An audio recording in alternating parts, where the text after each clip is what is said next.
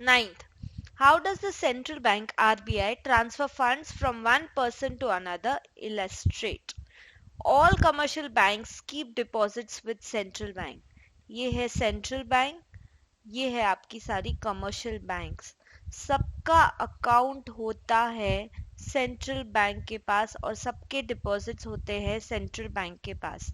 Okay, so all commercial bank keep deposits with the central bank. The RBI acts as clearing house. ये RBI है, it acts as clearing house, यानी कि बिना actual cash का movement करे transaction को settle करती है.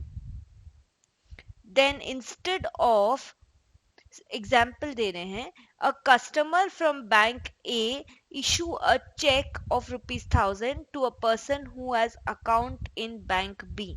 मान लो ये बैंक ए है, ये बैंक बी है. एक कस्टमर है, उसने चेक इशू किया to a person having account in bank B. So ये ट्रांसफर होना चाहिए था यहाँ से यहाँ पर, बराबर.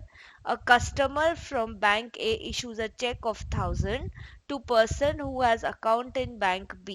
Then instead of real transfer of money from bank A to bank B, real transfer of money करने की बजाय the books of accounts of bank A is debited by 1000, यानी कि ये बुक्स को कम किया 1000 से, and books of bank B is credited with same account, और बैंक B के बुक्स को उसी 1000 के अमाउंट से बढ़ा दिया.